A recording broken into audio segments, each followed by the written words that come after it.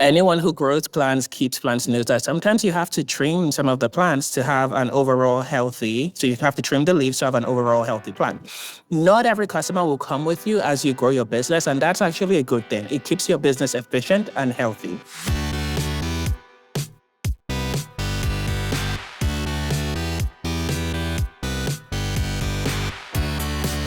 You're listening to The Successful Bookkeeper with your host, Michael Palmer.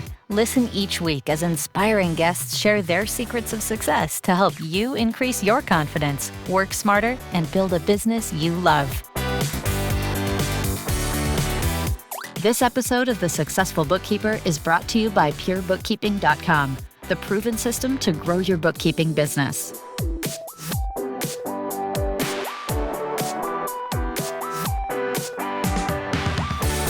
Welcome back to the Successful Bookkeeper podcast. I'm your host, Michael Palmer. And in the finale of our conversation with Etinosa Agbonlahor last session, we moved from the big picture into the practical, how the smallest details can dramatically shape the way clients respond to your pricing. Let's get into it right now. Bringing it back, I'd love to know what resistance, like people, you help people change. Like right now, we know our listener, many of them, they've got something that's working. Like you said, it's my price. I can't change it. I mean, people might even know that it's broken. I shouldn't say that it's working. It's working, but not working as well as they probably want it to work. I bet you if we polled the audience, we'd have a lot of hands going up saying, yes, I know I need to raise my prices. I know I need to change how I price, this whole hourly versus value pricing or fixed pricing or whatever the case might be. How do we get people to change and take that step faster or more often? So this is taking the step of reviewing their prices more consistently. Yeah, and changing. So our bookkeepers, I mean, I know bookkeepers, and one of them's probably listening, been talking about changing the way they price for years, right? And it's very difficult to do. And I'm giving it away, but she has changed it many times. But every time it's like really hard, really difficult, emotional connection to it. What are people going to think? What are my clients going to think? I'm not going to be able to, will they pay this price? A lot of that. And I guess I'm probably answering my own question. I'll go talk to your customer and find out. But that whole emotional connection to it and the resistance to change. I'd be curious to get your thoughts on it. And then is it the same thing that happens in larger organizations where they know, hey, yeah, you're leaving money on the table. You could be doing this better. Do they change? Everyone experiences inertia, right? It's what makes us human. In behavioral economics, we talk about this principle of inertia. And inertia is what happens when there's uncertainty. So human beings are uncertainty averse, meaning we don't like to not know. We would rather just take a sure bet and we're leaving some money on the table than step into a space where there's a bit of a gamble. We don't know if it's going to work or not work. A couple of things are going on when we think about changing or approaching prices as business owners. The first one is the fear of losing customers, right? That fear of churn. Will they all go away if I raise the prices? Couple of ways to tackle that, and this is what I talk to my owners about, is first of all, if you think about a plant, for example, anyone who grows plants, keeps plants knows that sometimes you have to trim some of the plants to have an overall healthy, so you have to trim the leaves to have an overall healthy plant. Not every customer will come with you as you grow your business, and that's actually a good thing. It keeps your business efficient and healthy. You cannot keep 100% of customers. At least I don't think it's possible to keep 100% of your customers that you had when you were a baby business charging $25 an hour, and now you're an adult business who's charging $225. Not everyone can come on that journey with you because not everyone is poised to come on that journey. They have different needs, they have different services. As you evolve, not all customers will come with you. That is not a bad thing.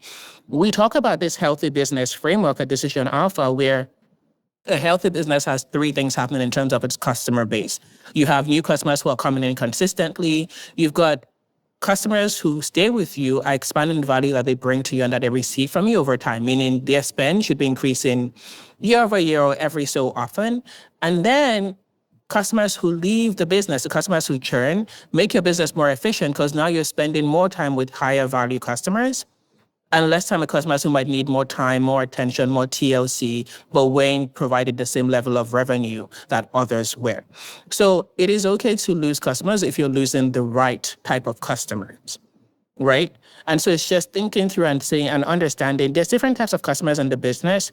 Who has brought in revenue in the last couple of months? Who have I worked with? Who do I enjoy working with? It's not always about the money. It's also who brings me peace of mind when I work with them? Who do I just have a blast working with? Who enjoys my services and will refer me to other people? They might not spend a lot of money all the time, but I've gotten 3 new customers from them because they keep referring me to other people. So what you just kind of do that segmentation of what are the kinds of customers I have? What categories do they go in? And that allows you to then come at it rationally from okay, if these 2 customers left, I would be okay with that. But don't think all your customers are in one big bucket of being overtly and equally valuable to you. Customers have different levels of value that they bring to you as a business owner. So that first fear of I'm going to lose customers, explore that, dig deeper, sit with that and explore that and actually use the data to help you understand what are the customers sitting with me. Outside of the fear of I'm going to lose all my customers if I raise prices, I think there's also that sense people have sometimes of setting prices is a little bit like asking for money. So raising prices is like asking for more money. And as business owners, we have this interesting syndrome where we undervalue our outputs because we know what it took to get the books in order, because we know how much effort we put in. We're more likely to undervalue because we know the effort we put in. We undervalue the actual outcome to the customer. Yes, I only spent 10 hours working through those books. Yes, but you've saved the customer 100 hours and $20,000. We only focus on the 10 hours we spent, but we don't think about this just saved them a ton of money, and so on and so forth. Because we only focus on inputs, it makes us hesitant because sometimes we feel like, well, I haven't changed the input, but the value has changed, right? And so when we focus on what is the value I'm bringing to my customers, it puts you in a better position to understand and get comfortable with, I can ask for more money that's more commensurate with the value that I'm giving to my customers. And then the last thing around this is also just that confidence play, right? There's a confidence competence matrix out there. It's really more for self-development, but essentially it says if you're high competence, right? If you're pretty confident, and you're pretty good at what you do, and you're pretty comfortable about the value that you deliver to other people, it justifies premium pricing. So there's also some work you can do as a business owner to understand, is the work I do valuable and how valuable is it, right? Talk to customers, get that insight. And then that allows you to understand, okay, what can I do in terms of pricing? And I encourage people to try and sit with your prices quarterly. I'm not saying raise them quarterly, but just every quarter, just as you're also doing your books as a bookkeeper, sit with those prices and understand, where have I made money? Where have I lost? If I raise my prices by 10%, what could that do for the business? We're not saying raise it, but just kind of as an exercise so you get comfortable looking at your prices consistently. You can also do that exercise as well. So just to throw things around, it's not a bad thing to lose the wrong kinds of customers. Understanding that competence, are you growing and delivering more value? And then finally, just that discipline of consistently looking at your prices to make sure it's not an awkward thing you need to do when it is actually time to raise prices is all helpful and goes back to that question of how do we grow comfort with raising prices? We'll get back to the interview right after this word from our sponsor. Introducing Dext, the #1 bookkeeping automation platform that makes your life easier. Dext captures your client's data with incredible accuracy and delivers it seamlessly into your workflow, integrating with over 30 accounting softwares. Imagine having more time to focus on what truly matters, like helping your clients, growing your firm, or taking a well-deserved break. With Dext, you can trust the data is accurately extracted, categorized, and submitted every time. What if communicating with your clients could be simple? Your clients can easily send in the records via mobile, email, or drag and drop. With built-in reminders, everyone stays on the same page, eliminating the hassle of endless email chains. Are you ready to streamline your bookkeeping processes? Join thousands of accountants and bookkeepers in the Dext community. Go to thesuccessfulbookkeeper.com/Dext to book a demo today and see how Dext can make your work life easier. Thank you for hearing from our sponsor. Now let's get back to the interview. So great. And I think there's so much stacked in what you've just said.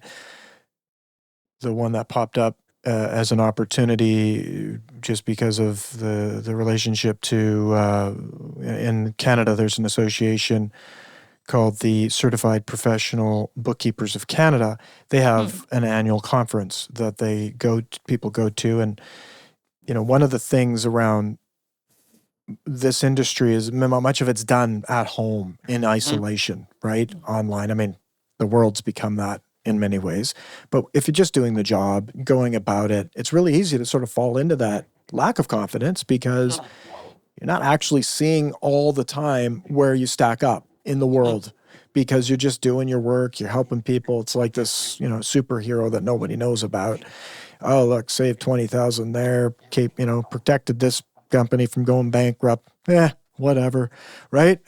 And yet, if you got out there in the world and you talk to other people and surround yourself with people, you're going to see where you start. Oh, wow. Like some people, maybe they're not doing those things that you're doing, and they don't know quite as much as you. It's like, yeah, I have been doing this for 20 years. And I was able to help that person and answer their question. Wow, I'm actually pretty good at what I do. Bolstering. So staying isolated could likely be part of the problem here. Whereas one way to get that competence level, like you said, because I think that's a great way for people to think about it, especially in small business, because much of it is personal psychology needed to run your business, right? You have to become some other person in order for your business to grow. We'll have to talk about really that. Good way to put it. Yeah. Right? So just a thought there, and I know that conference is on. There's Intuit has their large conference. These live conferences that you can go to, it's a cathartic difference between everything that we have right now, which is very virtual. So getting out, joining a community of other bookkeepers, talking with them will help. Mm-hmm. So, those were great. Now, you had another question that came up in my mind was some of the, like, how do they know? What are some of the signals that you don't have it right? Like a business is going along, like you said, they're maybe they're leaving money on the table. Maybe they're not. Maybe it's repelling customers and they're not able to, capture as many customers because their pricing is too low or too high. What are some symptoms there that people can look for? Yeah. And the interesting thing about having too low pricing is that sometimes you can't actually repel customers because your pricing is too low. There's an interesting study that INSEAD did, just on a tangent, they did where they had people hooked up to fMRI machines and they had them taste wines. And basically when people thought they were tasting more expensive wines, they had the pleasure centers of the brain lit up more. They had more brain activity compared to when they thought they were tasting the cheaper wine. And in reality, they were tasting the same wine. It was all the same wine. It was the only thing that was different was the pricing labels. And what that tells us is we sometimes think that people will understand what our value is and then put a price on it after. People will look at your price and use your price as an example of what your value is, right? So sometimes when your price is too low, people don't even consider you. They just think you're too cheap, not worth it. How much value could it possibly bring to me at this price? So just when you said that triggered that thought. But indicators of something is off with your pricing, sometimes it looks like profit margins are declining, even though you're seeing more customers come in the door, right? So volume has gone up, but the margin, your profit looks flat or lower. And that tells you that for the output you're putting out, you're not getting enough, you're not taking enough back in value, right?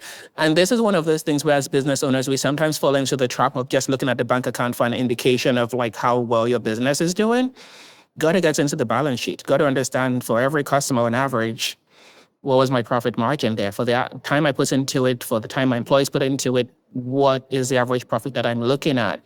So that gives you that holistic picture of volume went up, did the profits go up as well? Or did the profits stay stagnant or decline? So that's one indicator. It's just that those numbers would tell you.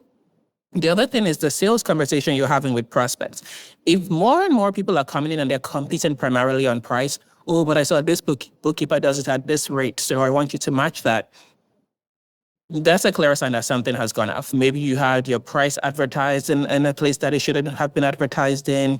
Maybe there's something off with your position and it's no longer resonating with the kinds of clients you're trying to attract. Something has gone wrong if you're attracting people who just want to have conversations about price consistently, right?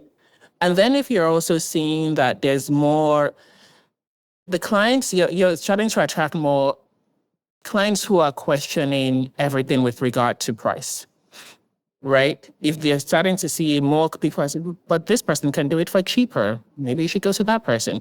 But if you're starting to have more of this kind of like, you're attracting more price sensitive prospects, your clients are starting to push back on the pricing, that's an indication that something has gone wrong. And naturally, of course, if also your profit margins are declining, even though your volume is growing up or has ticked up, that's an indication that something is off with the pricing. It's very interesting. I mean, that's one that I think it comes up all the time. We hear it, people saying, oh, your prices are too high, or I could get this for cheaper. And it's like, often people just, and many, myself too, it's like, well, those are just the people.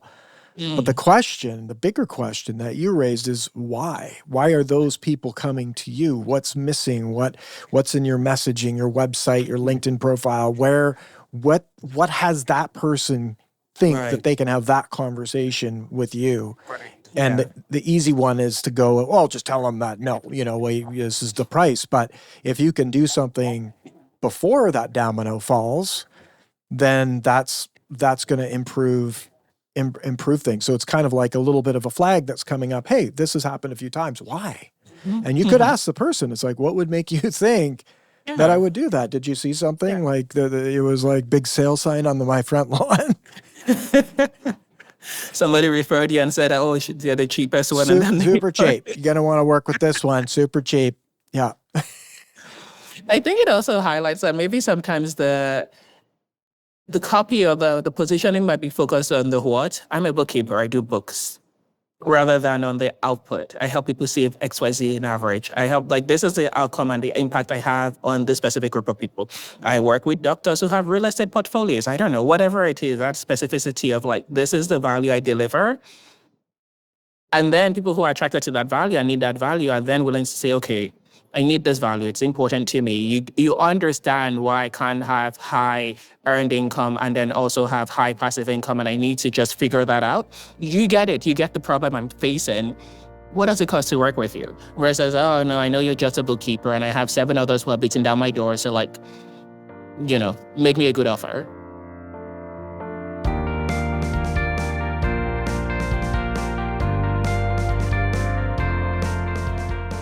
That's beautiful. And it is, you said something else too that I thought was an opportunity for our listeners specifically, which is if a business is thinking, oh, I'm going to raise prices, lower prices, change pricing strategy, one of the most key pieces would be those financial reports and having highly accurate financial reports. Because if someone's doing bookkeeping and everything's categorized wrong, it's not clear, it's not efficient, it hasn't been done correctly to give you the data that tells you how your business is doing.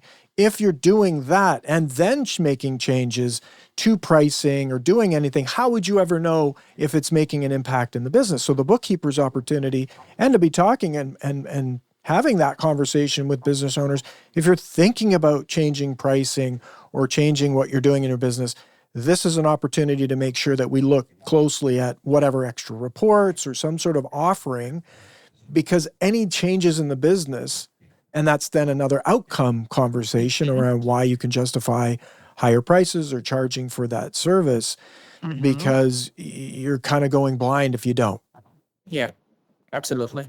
Yeah, really, really interesting stuff. Now, some triggers. So I have a little note here, which is, what from the work that you've done, the behavioral work that you've done, and from that perspective, what small shifts have the biggest impact on client perception without triggering resistance? So in behavioral economics, we have this concept called nudges. And essentially, a nudge is a way to inform or influence behavior without changing the options that you put in front of the customer, right? You're not taking anything away. You're not bringing in brand new things, but you're able to influence it. Think about it as when we're going to walk through a field. If there's a path that has been predefined for us, we've cleared the field, we're going to walk on the path. We're not going to walk through the through the high grass. But that path is a nudge. Nobody said you couldn't walk through the high grass. They just cut a path, they beat it out. And so now most people are more likely to walk down the path. So a nudge is like creating a path in a field and saying, this option works well. You should think about using this option. A couple of things that you can do in terms of building nudges in your business. The first one is think through what we call anchoring techniques. So an anchor is kind of like a random number that people see that kind of then informs or influences their later judgment. It's why charities might have suggested donation amount, $200. You were going to go in and give $20, but now you see that it suggested it's $200. Maybe you bump up your $20 to $50, right? Without doing anything, without changing anything, they managed to get an extra $30 from you. So think about anchoring, and anchoring can be things like your regular bookkeeping services are a flat. What does a bookkeeper? I know what my bookkeeper costs. What does a regular bookkeeper? Give me a number that might. That's all over the place, but it really that's part of the challenge with pricing any business. If you think of your business and the complexity of your business, that's one thing. But the living wage, if you will, like I think the averages are probably around $50 an hour to $75 an hour is what people probably are at around now if people were pricing by the hour. But the conversation is more around fixed pricing. Many are going to fixed pricing, $200, $300 minimums, these sorts of things. Like, can you even have a client that's paying less than that to even pay attention to them, right? And then you get into people who have really mastered the conversation we're talking about, which is value pricing, which it can be thousands of dollars a month to be on retainer, to do all sorts of things like just being on call and being able to have their cell phone. They've bundled in, like, we're going to help you. We're your shepherd of your finances, and all these things included. It's like, so you could see. Now, some people will do that. They'll be the shepherd, and they'll charge $20 an hour, right? And then there's the people who'll be like, well, I'm going to charge $2,000 a month, and I'm their shepherd, and they're doing exactly the same amount of work as the person charging $20 an hour. And they're the people that really mastered it, seen growth, incredible growth. And so that third thing you mentioned, that's an example of anchoring, where maybe a regular bookkeeper says, all my services, I'm $75 an hour, whether I am doing the books for a company that is doing $3 million in rev, or I'm doing the books for a company that does $250,000 annually in revenue. Anchoring looks like you take that $75 and you say, okay, now we have three offerings. You can have the regular bookkeeping, and it is $75 an hour. You can have bookkeeping, and we will come to you with five insights every month, and that is $150 per hour with a cap of XYZ amount of money. And then you might have bookkeeping with insights, and you have access to a bookkeeper from our team. Anyone in your company can reach out to them up to 2 hours extra every month. And that is $250, whatever that looks like, right? You've taken the same service that you have and you've just created different niche and tranches in it.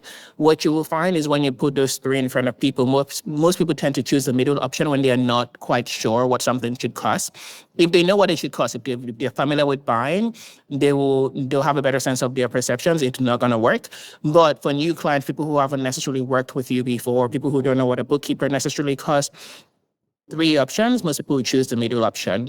So that's one thing to think through, is like, what are the service tiers you can put in front of people? What are the different options you can put in front of people to work with you?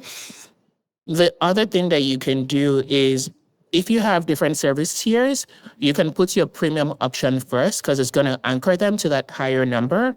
So if you say, hey, working with us, if you want like the full works, all the works, it is $300 an hour. However, if you're a smaller business and you don't need all the things that we have to offer you, you just need us to do the books and give you insights, $200 an hour, right? That might anchor them to like that lower number versus coming in thinking like, oh, I only want to spend $100. So putting options in front of people is almost like you're defining the field.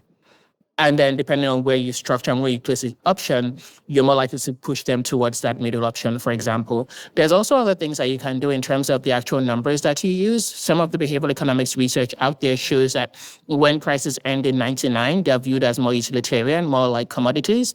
So like, a $5.99 t-shirt that you get at TJ Maxx or TK Maxx, depending on where you are in the world, it's a commodity. And so that 99 pricing just says to us, you're getting a value here. You're getting a cheap, good value here.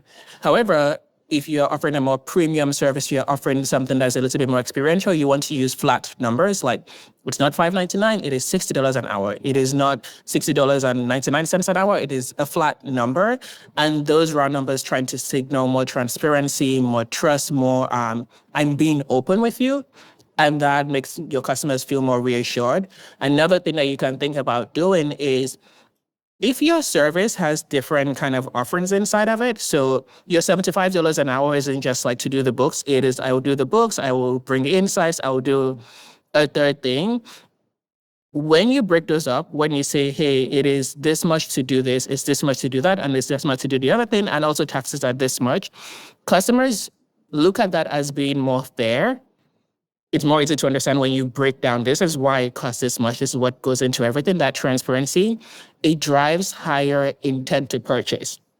Intent to purchase doesn't mean that they're actually going to purchase, but it does, like, it drives intentions up higher because they feel like you're being more transparent with them. So things like that, the anchoring, the different tiers, the what numbers do you use? Are they flat? Are they round? And then you break down the different tiers and what it costs to work with you. Those will all can be high impact, low resistance changes because you're not changing the price, you're just changing how you're presenting it. So interesting.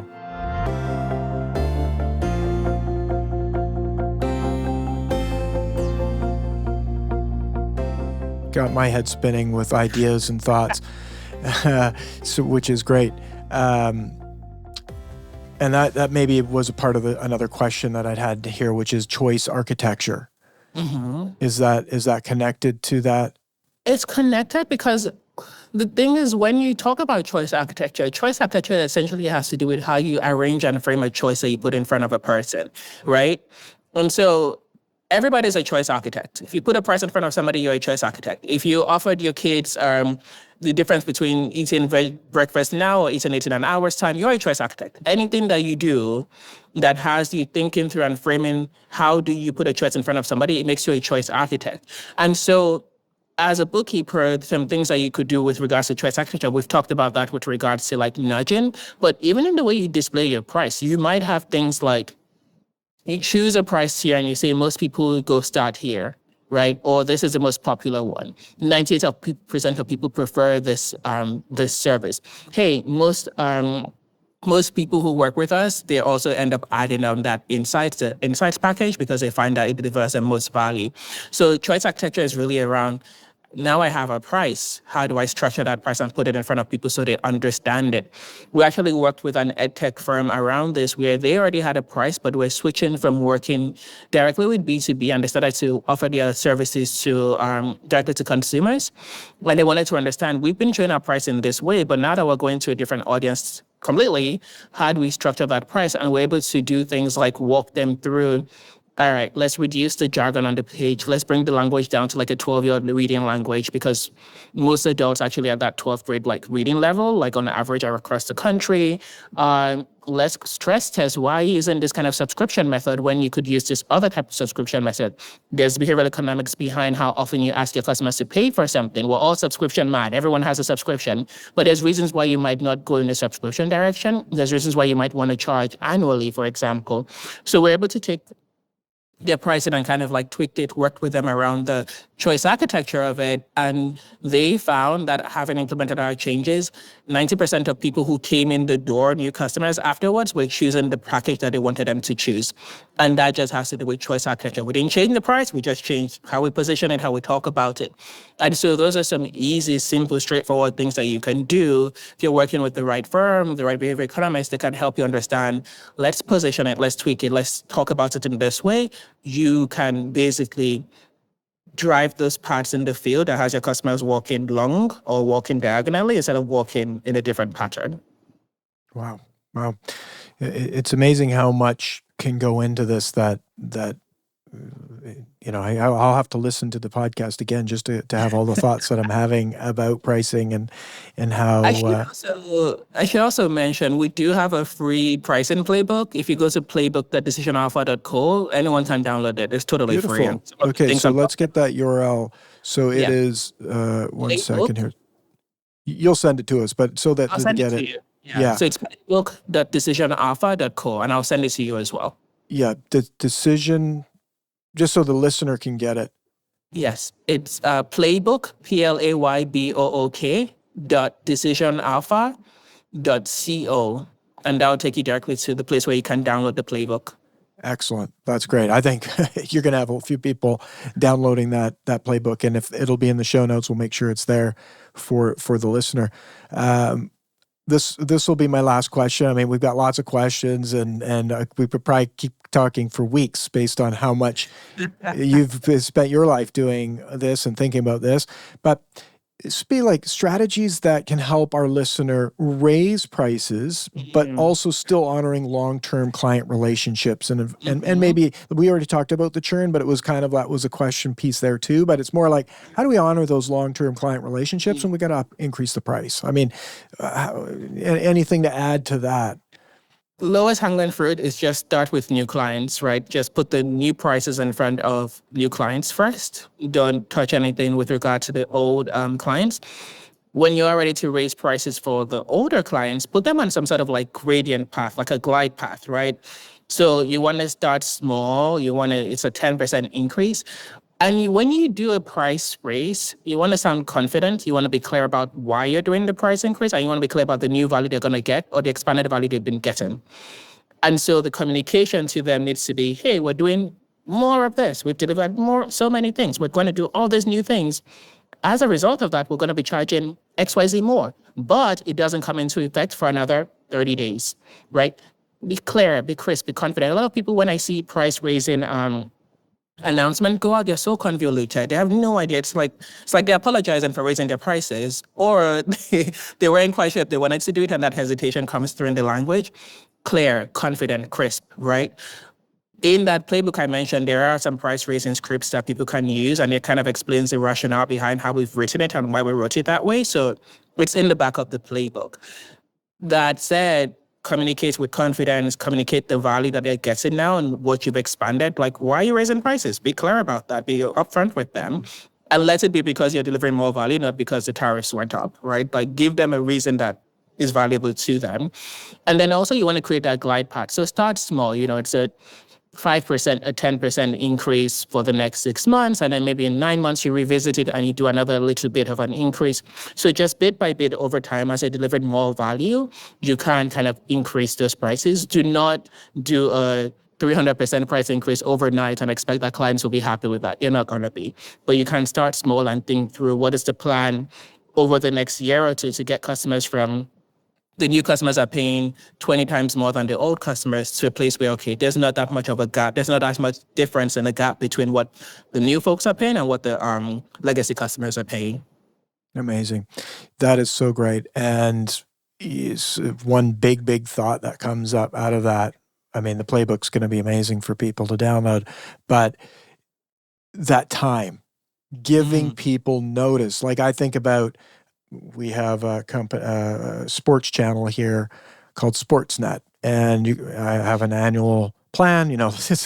We used to think, oh, look at this, we don't have to pay for cable anymore. And now I pay like 10 times more than what I paid for cable, just so I can watch it when I want to watch it. But you got all these different services. Sportsnet is one of them to watch a game here or there, and they put up a price increase by significant 30%. Increase to pricing. Now, at the time that I got the notice, it was like, I was like, that's ridiculous. Come on, big, conglomerate company. Do you really need to raise your prices? But yet it wasn't for I think there was going to be like 4 or 5 months. It doesn't go up for 4 or 5 months. So here we are, we're almost there. And I'm like, whatever. I still want the service. But had they said that today, it's going up tomorrow, I would have canceled. Bing bong. I'm out. So that time really is critical in giving them notice, the clarity, the crisp, confidence. And they weren't confident or crisp. It was like, basically, yeah, I know, we just want to make more money for our shareholders. But, right, it's like, we're going to give you more programming. We're going to give you, it's going to be even faster and less hiccups or whatever.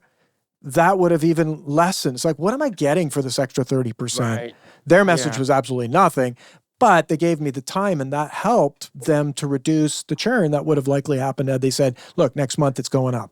Yeah, and that time goes back to inertia. because for 5 months, even though you've known a change is coming, you've been paying the old price. And so now that you're at a place where the new price is going to kick in, you're kind of like, My kind of inertia accept has it rolled mentally. in and I'm cool with it. I've Accept that cooled down. mentally. Yes. I'm okay with it. It's fine, whatever, right? So that's also strategic. Yeah, very interesting way that they did it, and good for them. They're still going to keep me as a subscriber. But with the Christmas and maybe a better, even I would have been a happier person to renew, but they did one thing really right. And I think our listener can glean from that. Start with your new customers that come on. And then when you are planning the increase, give them a long time to be aware and be clear and confident about why you're doing it, and give them lots of time to digest and think about it. Many people might think, oh, if I give them too much time, that gives them too much time to think about it, and they're going to be preparing to leave. And it's actually probably not the case. It's counterintuitive. They think they have a lot of time to shop around for another bookkeeper, but because they have so much time, they never get to it. And then the price is and they're like, I knew it was coming. It's fine. Yeah, beautiful. I just love having you on the show. Absolute total value. Incredible, and even a download that people can go and get. I just thank you so much for being on the show. This has been fantastic. Absolutely. Thank you for having me. I have enjoyed the conversation. The pleasure has been all of ours. And on behalf of our listener, thank you greatly for being here. What an amazing conversation. I hope you received some value from it. This 2-part series has been all about giving you a fresh lens on pricing, both the foundations and the fine details. And with that, we wrap another episode of the Successful Bookkeeper podcast. To learn more about today's wonderful guest and to get access to free business building resources, you can go to thesuccessfulbookkeeper.com. Until next time, goodbye.